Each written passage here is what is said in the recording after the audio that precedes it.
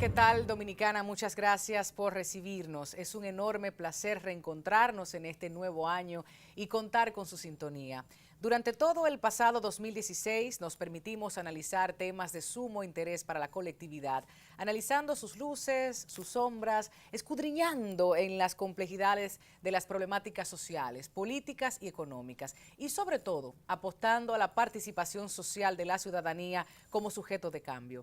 Para dar inicio a este nuevo año y siendo fieles a la pluralidad y a la diversidad que nos caracteriza, traemos a nuestra mesa a las principales voces en materia política, social, económica, jurídica y de la comunicación en nuestro país. Analizamos los principales retos y desafíos para el país en este año que recién está iniciando. Conocemos de nuestros invitados e invitadas las propuestas, orientaciones y la visión de cambio en política social y económica que debería asumir la República Dominicana este 2017.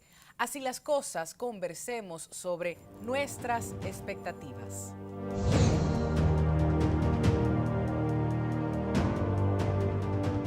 Para mí un placer presentar al presidente en funciones del Partido Revolucionario Moderno, el señor Orlando Jorge Mera, y de igual forma nos acompaña en esta mesa Clodoaldo Mateo, presidente de la Academia de Ciencias Políticas de la República Dominicana. En materia política, mucho que decir, los partidos políticos, lo que hemos vivido y lo que esperamos.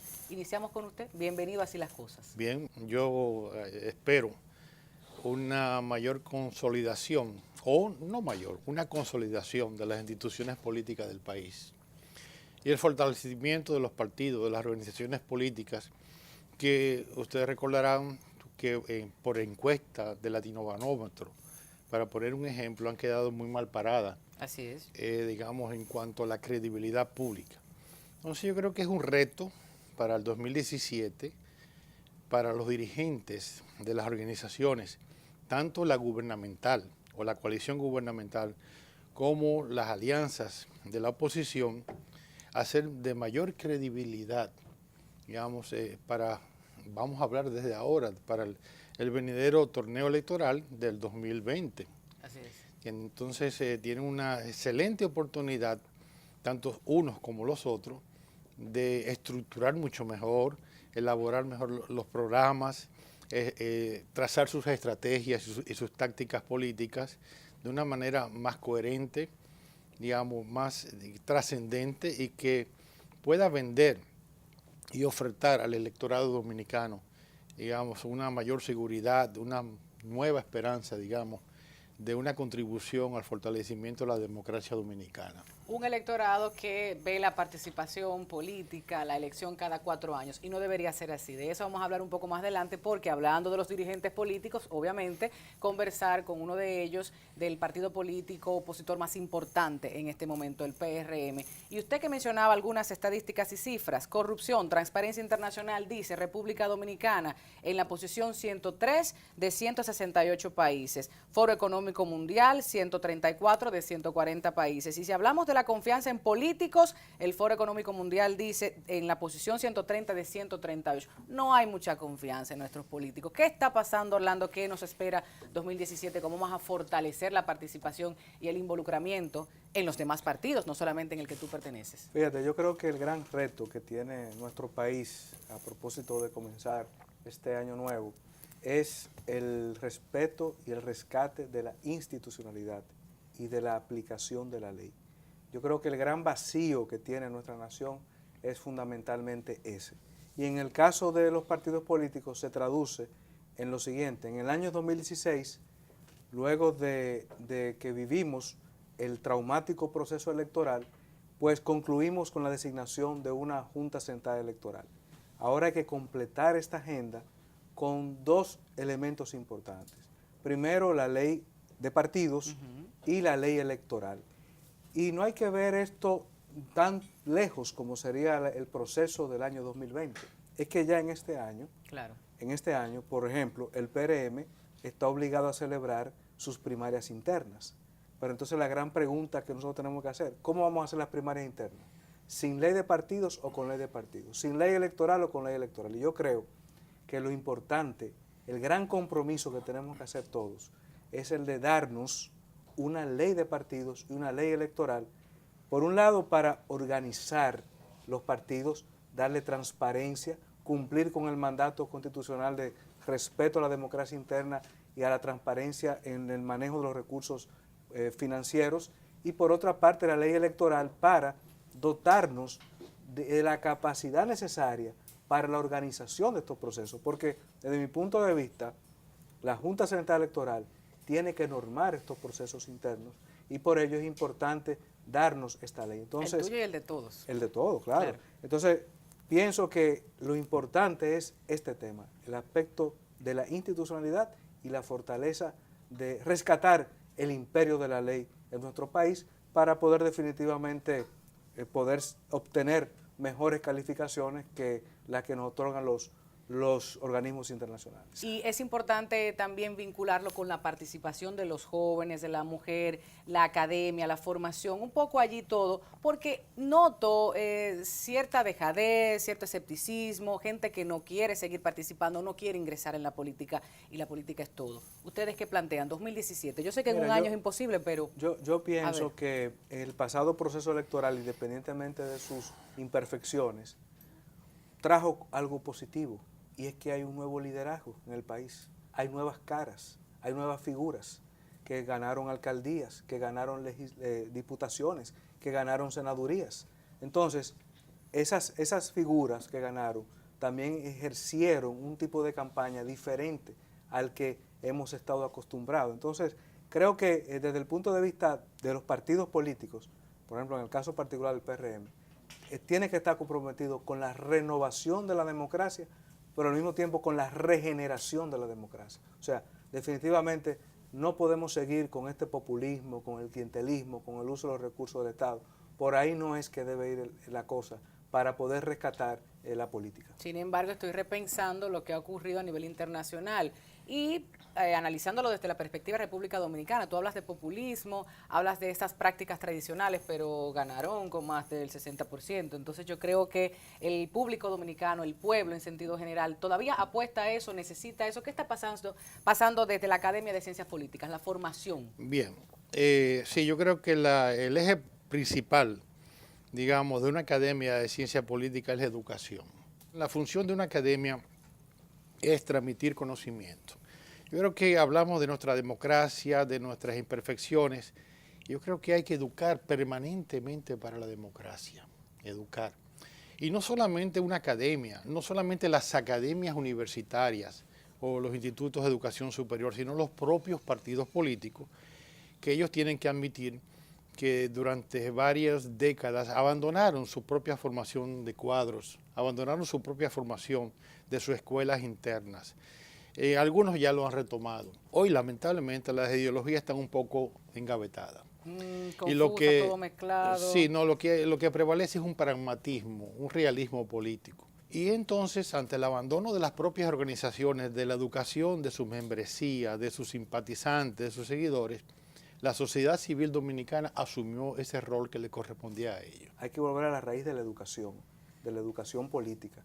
Y en ese sentido ese es uno de los retos que nosotros tenemos. Por eso es que quiero insistir en la importancia de la aprobación de la ley de partidos, porque la ley de partidos contempla unos artículos relacionados con el porcentaje del presupuesto de los partidos dedicados a la educación. Entonces, definitivamente que es importante. Ahora, quiero significar que con o sin ello, hubo en el pasado proceso electoral exponentes de una nueva generación que son los que están indicando que hay una nueva forma de hacer política.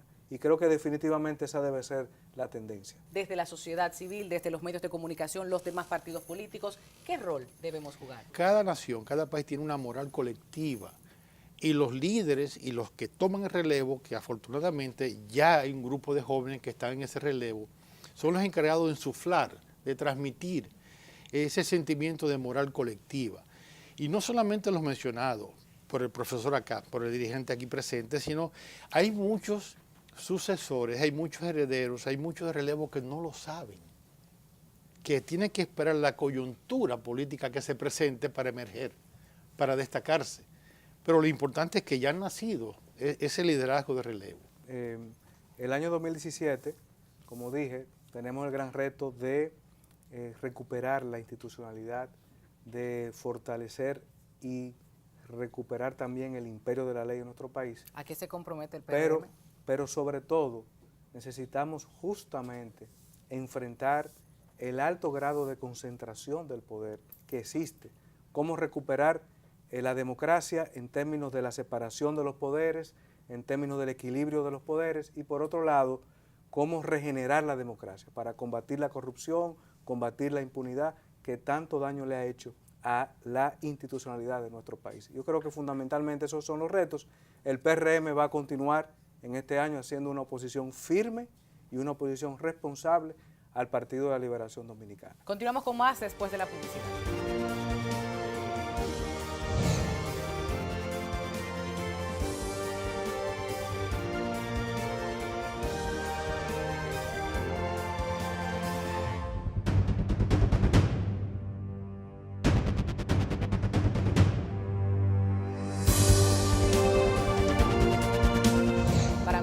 Grato placer presentarla porque he insistido mucho en que nos acompañe. La agenda a veces se complica, igualmente con él. El periodismo tiene un nombre, Edith Febles. Saludos. Qué placer. Mucho gusto, el gusto es mío. Tenerte aquí con nosotros para conocer de tu, no solo la experiencia en el campo periodístico, sino qué opinas sobre todo lo que estaremos conversando en cuanto a las expectativas 2017. Y él también está constantemente en los medios de comunicación, su experiencia, su formación, su intervención y por supuesto es una voz principal si hablamos de institucionalidad en la República Dominicana. Servio Tulio Castaño Guzmán, abogado, jurista y vicepresidente ejecutivo de la Fundación Institucionalidad y Justicia, Finjus, a quienes ustedes consultan a través de otros medios de comunicación y él siempre está disponible. Bienvenido. Muchísimas gracias por la invitación y para mí es un lujo estar compartiendo este escenario con Edith Febles. Pues vamos a escuchar, 2017 supone evaluación, selección de autoridades en la República Dominicana, hay mucho debate en medios de comunicación, unos perfiles que se evalúan, otros que se quedan solo en algunos círculos de poder. Queremos escucharte, ¿qué piensas tú? Bueno, yo creo que la República Dominicana tiene grandes retos, sobre todo en todo lo que tiene que ver con la conformación de las altas cortes. Así es. Sobre todo porque ya la composición del órgano que elige a quienes van a ocupar esos puestos en esa alta corte es totalmente política. Y eso no es malo. Aquí el problema son las prácticas que se han instalado a lo interno de ese órgano, en donde muchas veces quienes lo representen se le olvida que ellos están ahí representando a la sociedad. Para eso fue que fueron electos. En esos órganos me refiero al Consejo Nacional de la Magistratura y no a las fuerzas políticas que lo llevaron a, por ejemplo, a ser senadores o a ser presidente de la República. Y esas son de las cosas que nosotros tenemos que desmontar. Evidentemente de que está en la agenda el tema del Tribunal Superior Electoral, que es un órgano político. Esa es una realidad. Por supuesto. Y por eso cuando se estaba debatiendo la reforma constitucional, nosotros nunca apostábamos a la creación de ese órgano. Nosotros siempre decíamos que valdría la pena, o era lo que le convenía al país, que la jurisdicción contenciosa electoral se le transfiriera a la jurisdicción contenciosa administrativa. Porque a fin de cuentas, los miembros de la jurisdicción contenciosa administrativa son jueces de carrera. En el caso del Tribunal Superior Electoral, son jueces que vienen de la política. Y hemos visto los problemas que se han presentado y no hay duda de que uno de los principales retos, sin lugar a dudas, en cuanto a la conformación de estas cortes, es ver de qué forma podemos desligar el componente político en todo lo que va a ser este proceso de elección de esos órganos. Servio, usted ha dicho muchos aspectos a tomar con pinzas y a profundizar ahora desde la perspectiva del periodismo y la comunicación en República Dominicana. Habló de perfil, habló de política, habló de ese poder que se ejerce para colocar las fichas que son de nuestra conveniencia. Y yo digo, ¿cómo se ejerce la presión mediática? Porque, Edith, vimos precisamente ahora para la conformación de la nueva Junta Central Electoral cómo esos nombres fueron publicados, los diferentes programas empezaron a comentar y a hablar de los perfiles y a calentar un poquito la cosa. Es difícil en República Dominicana, muchos medios, pero pocas opiniones diversas, agendas que se cumplen desde los diferentes intereses económicos y políticos. tú eres la persona idónea para hablar de ello. Yo creo que, bueno, República Dominicana para este año tendrá muchos desafíos y el de los medios de comunicación es uno de los aspectos que en algún momento hay que plantearse. La gente en este tiempo y en este momento tiene más medios a su alcance, tiene más redes con que comunicarse, tiene probablemente, si uno lo valora, más acceso a la información, pero no necesariamente está mejor informado. Así es. Hay mucho ruido calculado, creo que hay mucho ruido calculado, hay muchos silencios impulsados, hay muchas voces compradas y que uno lo nota. En el caso de los procesos de las altas cortes y específicamente en el de la Junta Central Electoral que citabas, sabemos que la Junta Central Electoral es un organismo que redituaba con mucho dinero a los que eran beneficiarios o partidarios de su política. Ahora, la gente debe disponer es un proceso que es desafiante para la gente.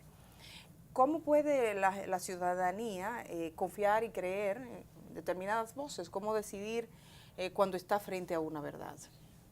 Eso lo da, por un lado, la experiencia, porque la gente va conociendo, va viendo y va sacando cuenta. Aquel que crea que la gente no saca cuentas se equivoca con eso. ¿Todos están sacando cuenta, la mayoría? Yo creo que la gente saca cuenta, sabe a quién creer. No necesariamente el más seguido siquiera es el que más le creen. Y para eso incluso hay estudios y sondeos de opinión en República Dominicana que así lo testimonian. Y también la participación de las organizaciones no gubernamentales, que también requieren depuración, porque hay organizaciones y organizaciones. Exacto. O sea, vivimos en un mundo de muchas confusiones, pero eso no es un fenómeno que tiene solo República Dominicana. Digamos que es un aspecto que lo estamos encontrando a nivel internacional y que podríamos creer que ciertas situaciones son como nos cuentan. La mayor parte de las cosas que nosotros sabemos, las sabemos porque otros nos las cuentan, porque no somos testigos. De ahí la importancia de la información, que hasta donde, para mí lo más importante de la información es que es la que lleva a la gente a decidir y debe hacerle decidir correctamente. Que si usted recibe en su casa la información de que mañana va a llover, usted sale con un paraguas. Eso es lo mismo para un político. A ese político es corrupto, me pongo mi paraguas, me tapo de él. No voto por él, o no lo escojo, o no lo elijo. Yo sé por qué estoy apostando.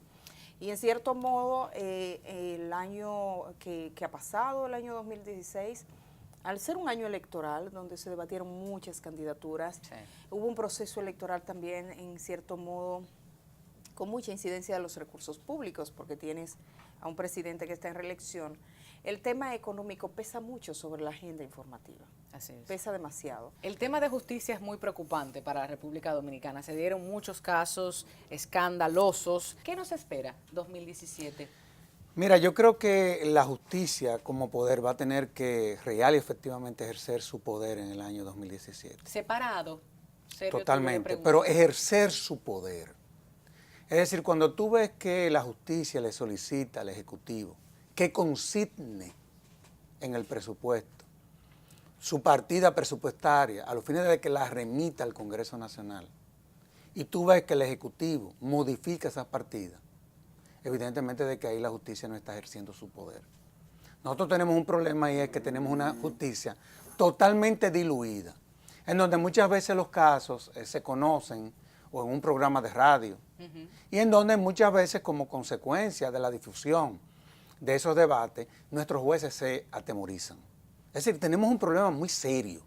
Serísimo. Y no hay duda de que todo lo que tiene que ver con la autonomía presupuestaria y la independencia judicial, ese ha sido probablemente uno de los factores que más ha debilitado a ese poder del Estado. Ahora, el presidente de la Suprema Corte de Justicia, como presidente del Consejo del Poder Judicial, tiene que ejercer su autoridad. Y una de sus atribuciones como presidente del Consejo es cuando se dan situaciones como esta, que son no más que conflictos de poderes, entonces tendría que apoderar a la jurisdicción competente. Para que tú tengas una idea de cuál es la lógica cuando se da un conflicto de poder. En ningún país del mundo, ningún ejecutivo puede cambiarle lo que el Poder Judicial le solicita que consigne en el presupuesto. Solamente el Congreso pudiese modificar lo que habiéndole solicitado el Poder Judicial al Poder Ejecutivo que consigne, solamente el Congreso es el que lo puede modificar. Y aquí históricamente no ha pasado nada. Y eso ha tenido un impacto, vuelvo y te reitero, en todo lo que es la independencia funcional, en todo lo que tiene que ver con el acceso a la justicia, como tú decías. Sí. Aquí están haciendo falta 102 tribunales, solamente contamos con la mitad de los jueces, la cantidad de miembros del Ministerio Público que están haciendo falta, eso es increíble. Y lo más grave es que se han visto estancados los programas de formación académica de quienes conforman un sistema. Es decir, que yo creo que el 2017, para todo lo que tiene que ver con el sistema de justicia, no hay duda de que se le presentan grandes retos. Me está preocupando Poder Ejecutivo, Poder Legislativo, Poder Judicial y el poder de la prensa, pero también vincularlo con el poder del soberano, que es el pueblo. Ustedes, nosotros, recibimos constantemente esas denuncias. Acceden o no tienen los mecanismos quizás para que alguien pueda llevar un caso y están llamando constantemente, como bien decía Servio, o sea, denunciando. ¿Cómo empoderar a ese pueblo? ¿Cómo hacerle saber que en esa unión, en ese pueblo que se supone debe tener el control, constitucionalmente hablando también, está la solución? Y bueno que menciona la Constitución, porque de lo que se trata es de acogerse a la legalidad del Claro. Estado. Es acogerse a la ley. Si se acogiera a la ley, no tuviésemos todos estos problemas. Yo creo que es fundamental en lo que plantea Servio Tulio, si tienes un poder del Estado que es capaz de hacer que se incumpla un presupuesto para el otro, que se supone poder y que están en el mismo nivel de condición, el otro queda supeditado a la voluntad de ese otro poder. Tomando en cuenta que en República Dominicana el poder legislativo es un sello gomígrafo del Ejecutivo, entonces te encuentras a la justicia en una especie de desbandada. Ahora, al margen de los recursos, que ese es un tema, digamos, y que Servio Tulio creo que ha esbozado prácticamente, esa parte que refieres tiene que ver con la capacidad que tiene el Estado de garantizar justicia en equidad de condiciones a sus ciudadanos. Por supuesto. Si ustedes ven el Palacio de Justicia, ustedes van a ver que está representada por la diosa Temis. No es casual, una balanza en las manos que pesa a cada quien, le da a cada quien lo que le toca y Venda una en los pañoleta, ojos. una venda en los ojos que dice que juzga sin ver. Sabemos que eso no es así. Decía Helder Cámara que la justicia es como las serpientes, que solo muerde a los descalzos Así es. en nuestros continentes, o sea, muerde a la gente que de a pie, no alcanza. Hemos visto, si hay un año que ha sido nefasto como expresión de lo que es la impunidad en este sistema, ha sido el año que ha pasado, que República Dominicana hemos visto cómo se archivan expedientes, cómo hay una incapacidad de juzgar los grandes delitos que a todos nos parece que atentan, no solo contra la ley, sino incluso contra el sentido común. Negocios, hacer del Estado una especie de negocio para el enriquecimiento particular que no sirve a los ciudadanos. Sin embargo, este es el mismo país que favorece que maten en las calles a un ladrón famélico. Entonces tenemos una mano muy dura contra el ladrón famélico, el que roba carteras, el que yo no digo que sean gente amigables ni adorables. Esa gente debería ser procesada y en la mayor parte de los casos es gente que tiene 3, 4, 5 procesos atrás y te preguntas cómo obtuvieron su libertad. Procesados, pero no 200 civiles muertos, ha dicho la Comisión de Derechos Humanos. es. De 18 a 35 años, muchachos. Sí, que Prácticamente la mayoría. si eso hubiese ocurrido en un país como Venezuela, por ejemplo, el mundo entero lo tuviese en portada. Ha ocurrido en República Dominicana, que ese es el otro, cómo se juzga y cómo se ve o cómo se valora, incluso a nivel internacional, las noticias como tales. ¿O se seleccionan los contenidos para los medios? No, Lo que llegamos estamos hablando. llegamos a un estado donde hay, digamos, una permisividad. Aquí en República Dominicana, en este momento, si nosotros buscamos las muertes de civiles a manos de agentes policiales, no hay un medio de comunicación que cuando llegan las notas policiales verifique. En un sistema donde la Policía Nacional y una policía como la nuestra tiene la facultad de disponer sobre la vida de las personas, ni los curas están seguros. Así es. Pero lo lamentable de eso es que frente a esa realidad, a mí lo que me preocupa es la actitud del Ministerio Público frente a esos casos. Porque en cualquier país del mundo que se den situaciones como esa, el Ministerio Público, inmediatamente, como Ministerio Público, inicia una investigación y establece las responsabilidades. Lo que pasa es que penosamente, históricamente, aquí lamentablemente eso nunca ha pasado. Este a mí año me va a ser preocupa. desafiante para el Ministerio Público. Yo creo que el Ministerio Público vamos a saber este año 2017 si va a servir para nada, para lo que ha servido, o si va a servir para algo. Porque tenemos un procurador que llegó nuevo y la primera señal que mandó fue nefasta, Sí, que fue la de muy intentar preocupante. liberar a un señor que había cometido un asesinato, a Blas Peralta. Esa fue su primera señal. Vino ese rechazo social. Él está tratando con las notas que prensa que hace el procurador, dice que se va a comprometer contra la corrupción y con todos esos términos. Vamos a ver si esos términos pasan a la práctica o se quedan en titulares. A mí me preocupa, por ejemplo, esa es una preocupación, aquella es otra, la desmovilización de la gente. Porque cuando la gente insiste en permanecer, que ustedes lo han recibido, tú los conoces a todos, tú también, de una forma u otra los medios tenemos que ir a cubrir y tenemos que día tras día dar conocimiento de qué ha pasado con esa protesta, con ese pronunciamiento, con ese caso particular. Entonces, sin la gente, sabemos, los poderes tienen la decisión, políticos, económicos, sí, pero ¿y la gente? Ya para concluir, por favor, como este proyecto se dirige a la gente más que nada, a esa movilización, a esa ciudadanía que debe ser empoderada para conocer sus deberes, para ejercer sus derechos, o sea, entender que no es con un activismo de teclado Claro que no. o una opinión alguna vez, sino salir, pronunciarse, expresarse No, con valentía. Y hay una realidad, Tatiana. O sea, también Dígame luz, y perdónenme. No, pero no, yo no, creo no, que no, sí, no. se puede. Es que es la visión correcta. Es que la forma moderna de cómo se construye la democracia, desde el punto de vista de la ciencia política, ya no es sobre la base del ejercicio de la política. El principal componente de un proceso democrático es la participación de la ciudadanía en los procesos. Activamente, Entonces, constantemente. yo creo que ese es uno de los también de los grandes retos que tenemos hacia el 2017. Es decir, nosotros tenemos que todavía como ciudadanía fortalecernos más y también ser más coherentes, esa es una realidad. Y que sí hay medios que cubren. Bueno, esas que informaciones, vuelva a Edith. usarse, como dice una compañera que dice, que vuelva el tiempo en el que los periodistas iban al barrio, Exacto. iban a la gente. O sea, recientemente yo vi una información, por ejemplo, que la policía mandaba una nota de prensa y decía, una niña de 4 años en una comunidad rural del Cibao fue seducida. Aparece un hombre que estaba seduciendo a esa niña.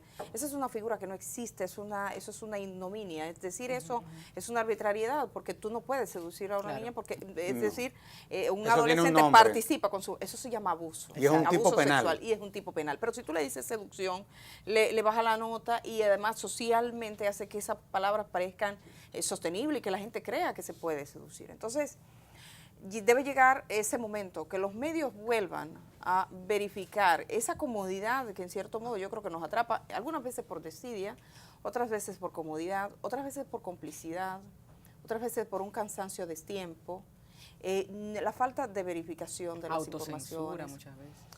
Pero la verdad es como un golazo. Tú siempre en un periódico más todavía, que tienes el control de ese portero que está ahí controlando a ver qué es lo que viene.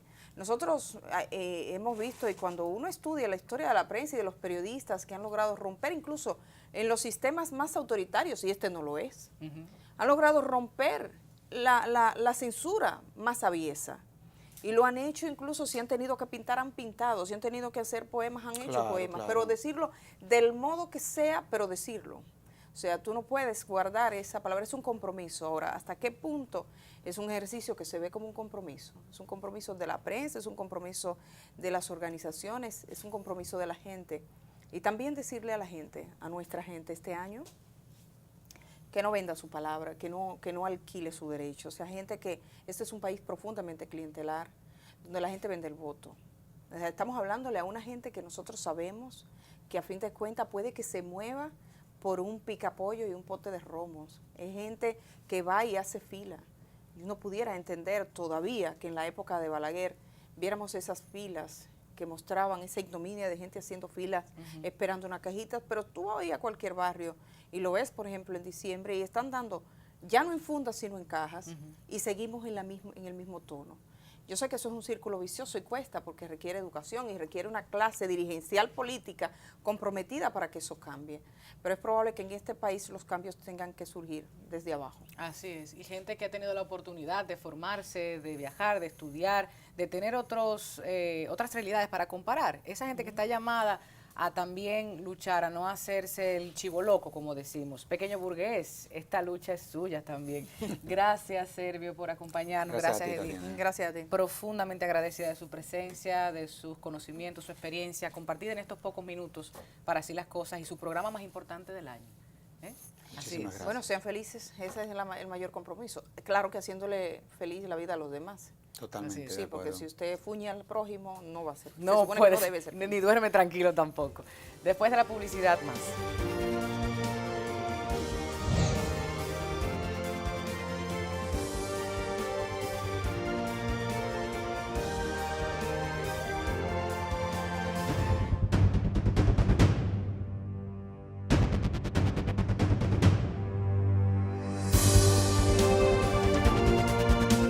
Hay que escuchar qué se espera para este año que ya inició. Daris Javier Cuevas, economista, docente de la Universidad Autónoma de Santo Domingo, nos acompaña.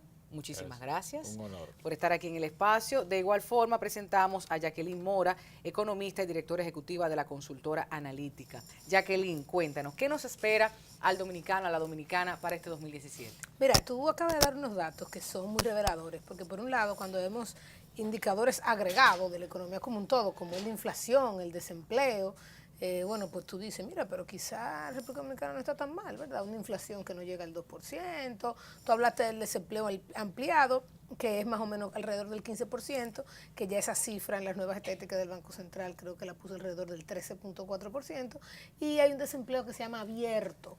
¿Cuál es la diferencia entre los dos? Bueno, que en uno entra todo aquel que no está trabajando, pero que aceptaría un empleo, no importa si lo está buscando o no, y en el otro, que es un poco más cerrado, solamente toma en cuenta aquellas personas que han estado buscando trabajo y que están dispuestas a trabajar y han buscado trabajo, y ese número anda cerca del 6%. Entonces, cuando tú ves ese número, tú dices, wow, menos de 1 de cada 10 es de la gente que está buscando trabajo y que no está encontrando, parecer un número. Pero por otro lado, entonces das lo que nosotros los economistas le llamamos datos micro, que es el dato de la gente. Dice que el 45% de la población se encuentra en una situación de vulnerabilidad. Siguen ahí después de 10 años de crecimiento económico. 10 años de crecimiento, Pero claramente, Jacqueline. Entonces la gente no logra entenderlo. ¿Cuándo fue la crisis? 2003, 2004, a partir de 2004, ya 2005, 2016. Y de los que más Estamos crecen de la hablando- región, No, porque eso también hay claramente. que decirlo. El de mayor crecimiento. Entonces tú dices, wow, pero esto ahí está latente.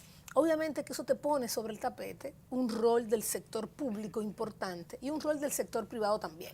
Sabemos que el sector privado responde al entorno, responde a los incentivos que hay para yo venir a traer mi dinero a la República Dominicana versus a ponerlo en otro sitio. Estamos en una era donde los capitales se mueven libremente, donde si a mí no me conviene ponerlo aquí, yo tengo un acuerdo de libre comercio que a mí como dominicano me permite invertir en Guatemala o me permite invertir en Costa Rica. Y así mismo se mueven los capitales. En la medida que lleguen capitales e inviertan a la República Dominicana, el sector privado tiene un rol de generar empleo. Y con esa generación de empleo va a pasar que lo que tú vas a encontrar es que a medida que se comience a generar mucho empleo, el desempleo va a caer y con eso los salarios van a subir. Pero ¿qué hace que el sector privado venga y llegue a la República Dominicana? Y el segundo es el rol del Estado.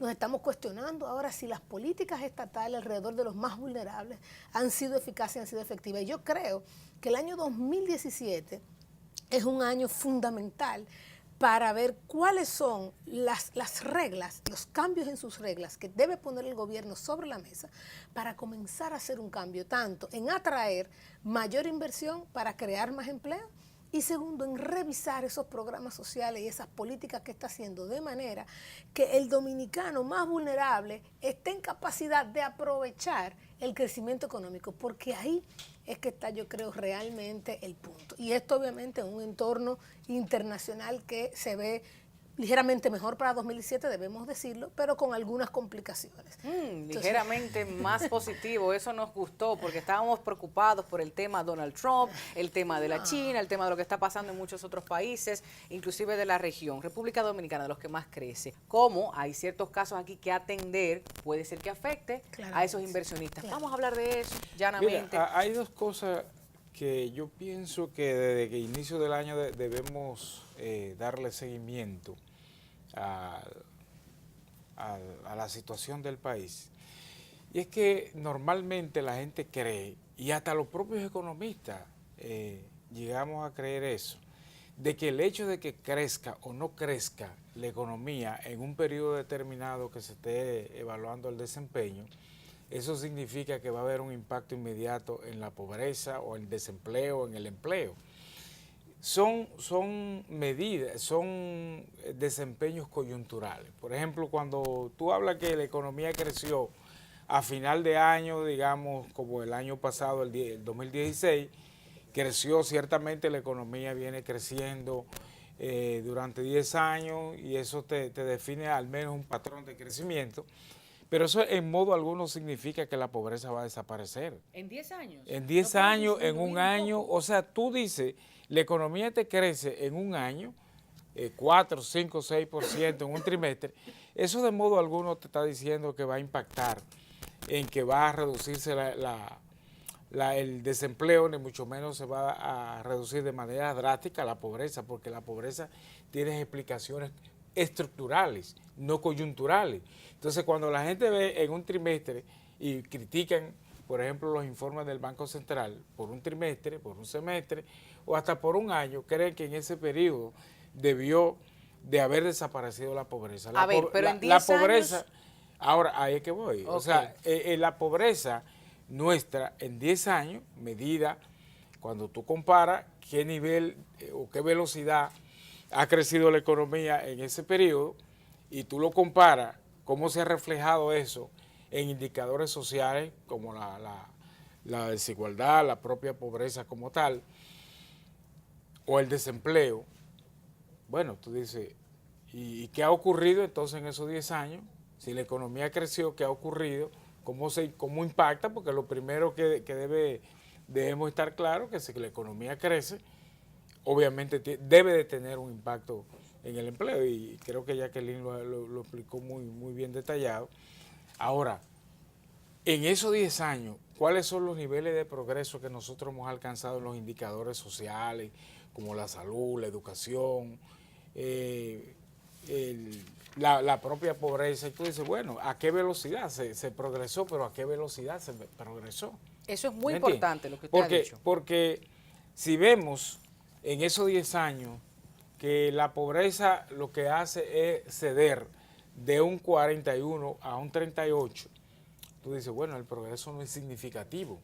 Si estamos alabando que la economía creció a una velocidad doble, entonces tenemos que revisar nuestro patrón de crecimiento. Sí. Y por ahí es que debemos comenzar, y es la primera expectativa que debemos tener de cara al 2017, yo digo no 2017, debemos verlo hacia allá. Claro, 5 más o 10 allá. años, por supuesto. A mí El me otro preocupa algo. elemento que quería concatenarte Sí. es el entorno internacional a que se enfrenta el país. O sea, dejamos un 2016 con mucha animadversión a nivel internacional. El entorno internacional es muy vulnerable.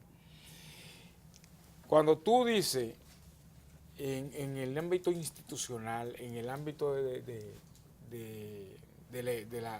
dinamismo de la economía, esos capitales que se mueven con facilidad, que es lo que buscan de un lugar a otro, te está creando un entorno que se convierte en un rompecabezas para el mundo. Y lo que es cierto es que hay una reforma que se ha quedado sobre la mesa dando vueltas, que es la reforma fiscal y no tributaria. La fiscal y el pacto eléctrico también, que no terminan de... Exactamente, hemos dejado el pacto eléctrico, pasamos 4 años, no se hizo el pacto eléctrico, crucial porque se vencieron los contratos. Sin pacto eléctrico es difícil hablar de una reforma fiscal y no tributaria. Tributaria es vamos a cambiar los impuestos. Fiscal es vamos a cambiar la forma en que el gobierno opera. El primer problema es que el gobierno le pasa un subsidio al sector eléctrico que es enorme y todo eso ni siquiera tiene que ver con la ley. La ley del sector eléctrico está hecha para que funcione ese mercado sin generar esos déficits que está en el sector público. El segundo es vamos a plantear una reforma fiscal, no un cambio solamente en tasas, sino, señores, pero vamos a ver si las pymes, esa es la estructura fiscal que le conviene. ¿Es esa la estructura fiscal o es otra la estructura fiscal? Lo segundo es que obviamente, y no menos importante, es la reforma laboral. Hoy en día eso es un gran reto para las empresas, la relación que hay. Mira, tú dijiste el dato de empleo, de cuánto, 4.5 millones de gente trabajando. ¿Cuánto de esos en el sector informal? Más del 60%. Eso quería aprovechar para plantearlo, por supuesto. El 60%. Entonces, porque está la tributación también. Si no me conviene, estoy a la informalidad. No, pero sobre todo también el que trabaja está en la informalidad. Entonces, real y efectivamente, hoy en día el mercado laboral está protegiendo un 40 del 100. El 60 se está quedando fuera de eso. ¿Cómo yo hago una reforma laboral que me transparente esto y que sea beneficioso para entonces el otro tema. ¿Qué es lo que yo quiero generar? Yo como Estado, que es lo que ha pasado en los últimos años, ¿quiero ser el gran generador de empleo de la República Dominicana? No. La iniciativa privada tiene que entrar, que es muy importante. Y ahí está el alimentar el a clientelismo, el asistencialismo. Entonces, ahí es importante. Tú planteaste algo. La iniciativa privada es fundamental porque es la que genera tributos, es la que genera empleo. Si tú me preguntas el reto para el año 2017, nos pasamos 4 años con el 4%, construcción de escuelas, la educación primaria. Creando una infraestructura, ¿no? Para mí un reto fundamental la educación técnico-profesional y la inclusión de esos ninis dentro. Si este año, como país, nosotros nos elaboramos una estrategia de reducción de ninis, de pasar al menos esas 3 reformas que son fundamentales, que son el sector eléctrico, la reforma fiscal y la reforma laboral, y comenzamos con una estrategia de promoción internacional. Y para terminar, obviamente todo esto se engrana en cómo yo puedo aumentar mi mercado. Una empresa que vende en un país donde el 45% de la gente es pobre, es difícil crecer. Entonces tengo que mirar hacia afuera. Para yo como empresa poder crecer, tengo que venderle un mercado más grande con más poder adquisitivo. Siendo competitivo. En lo que esto logrando las condiciones en el mercado local, o sea, estamos hablando inclusive hasta de energía eléctrica para tú poder competir. 3 años sin poder y aprovechar esos tratados que están allí. Yo creo que esos retos están planteados, que lo sabe el gobierno, que lo sabe el sector privado, pero es una labor de ambos. Eso te quería preguntar, ¿quién no sabe eso? ¿Quién no sabe eso? Porque esas discusiones se sostienen con mucha frecuencia. Entonces yo me estoy preguntando, ¿nos estamos haciendo los tontos o no estamos ejerciendo la presión necesaria como para que se escuche y se cumpla? Quizá por ahí, yo creo que por ahí la cosa. Vamos a ejercer entonces un poco de presión. No podemos estar conformes con ninguno de esos datos. Estar conforme con los datos que está arrojando. Hay que mejorar. En términos económicos y social la República Dominicana es como una ilusión de tontos. Ahora bien, siempre tenemos que ver de dónde venimos. O sea, cómo eran esos indicadores antes de ahora, para poder replantearnos hacia adelante cómo lo queremos que sean. Porque hay muchas cosas ahí que no son coyunturales, no se logran en el corto plazo. Estamos caminando. Son cuestiones que son de mediano y hasta de largo plazo. Y en eso entran muchos de los planteamientos reformadores que ha tratado Jacqueline. Pero hay en una de las que yo quiero detenerme, porque nos colocamos en páginas distintas. Y es con relación a la reforma del mercado laboral. Tú recuerdas, y todos los televidentes recuerdan, que la reforma laboral más progresista que se ha implementado en la República Dominicana viene desde el inicio de la década de los 90. Y es el periodo desde ahí hasta ahora donde más ha crecido el sector privado.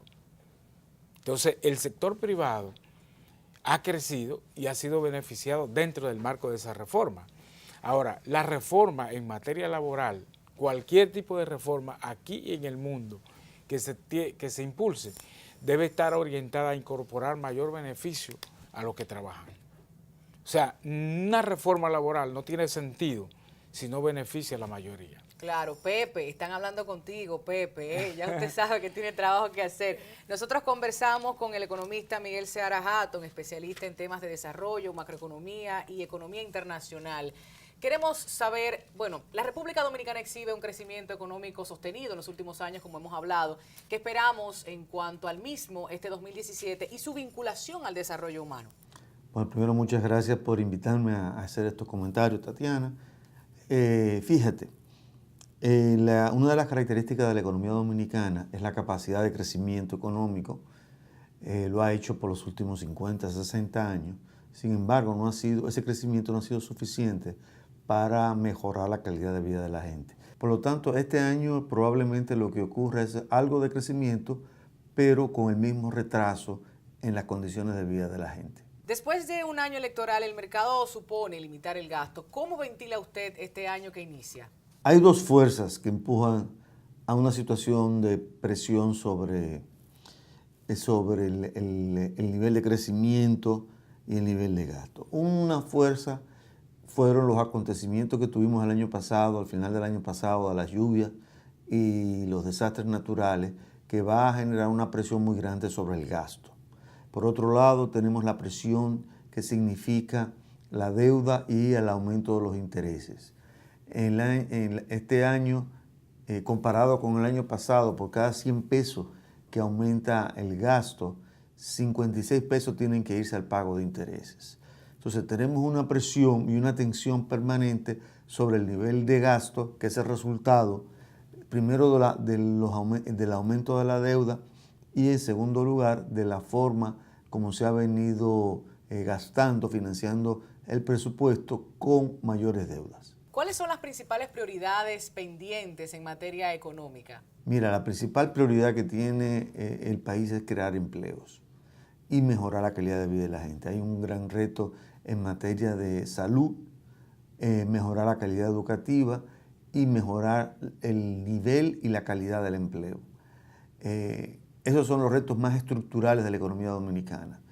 Ahora, hay otros problemas que van a surgir o que están surgiendo que tienen que ver con el pago de la deuda. Cada día es más fuerte la proporción de los ingresos tributarios que hay que dedicar al pago de los intereses de la deuda.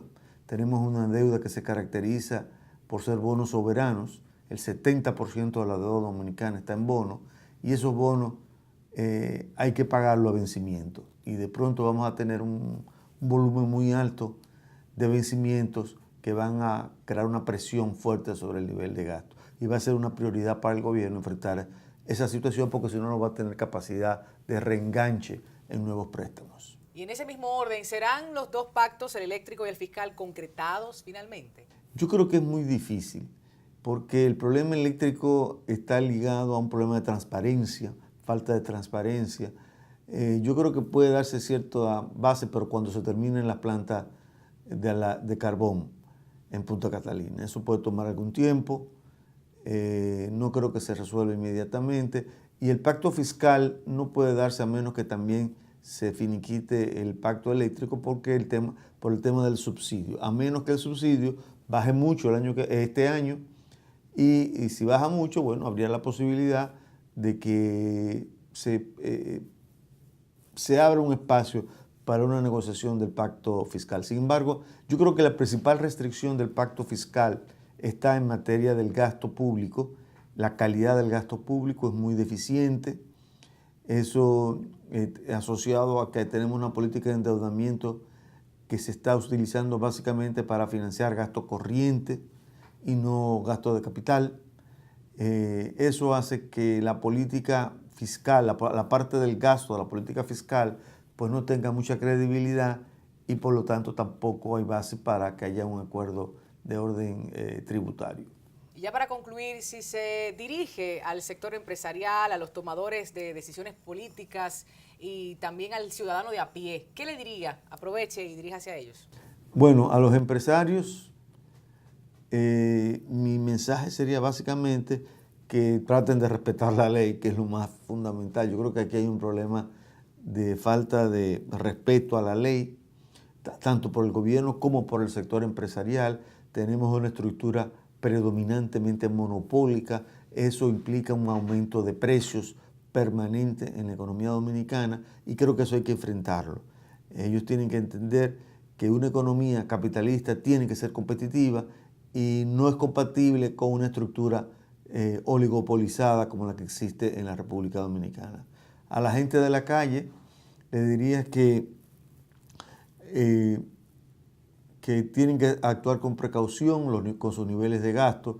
Yo creo que nos abocamos a un ajuste severo en la medida en que continúe este programa de endeudamiento tan acelerado por parte del gobierno. Un ajuste severo implicaría una disminución del gasto y reducir el nivel de actividad económica hasta el punto en que se genere un excedente para pagar la deuda externa. Eso va a implicar un deterioro en la calidad de vida de la gente y hay que estar preparado para eso. Muchísimas gracias por acceder a nuestras cámaras.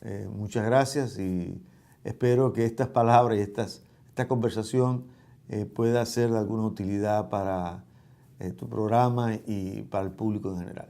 Nosotros entonces concluimos esta mesa económica, ya que le dice, cerrando este programa, la última mesa, primer programa del año 2017 en Así las Cosas, Jacqueline. Bueno, pues yo realmente le digo que este año, yo creo que es un año que tiene muchísimas oportunidades. Yo creo que es un año para ahorrar, portarse bien, tiene sus riesgos, porque acabamos de ver que en diciembre ya Estados Unidos comenzó a subir las tasas de interés, eso va a tener impacto en las tasas de interés dominicanas, y obviamente si gastamos sin control, eso va a tener impacto en nuestro bolsillo también. Entonces yo creo que es un año para aprovechar las oportunidades, tener dinero en el bolsillo para aprovecharlas y ciertamente cuidar su trabajo. Estamos tarde para decir, guarde para enero. ¿Qué le dice usted, Dari, Javier? Mira, yo pienso que por parte del gobierno tienen un desafío importante, básicamente en el equipo económico del gobierno, y es que deben hacer que las estadísticas oficiales sean creíbles, porque hay muchas estadísticas que se emanan, pero no tienen defensa y tampoco la hacen que la gente la puedan asimilar.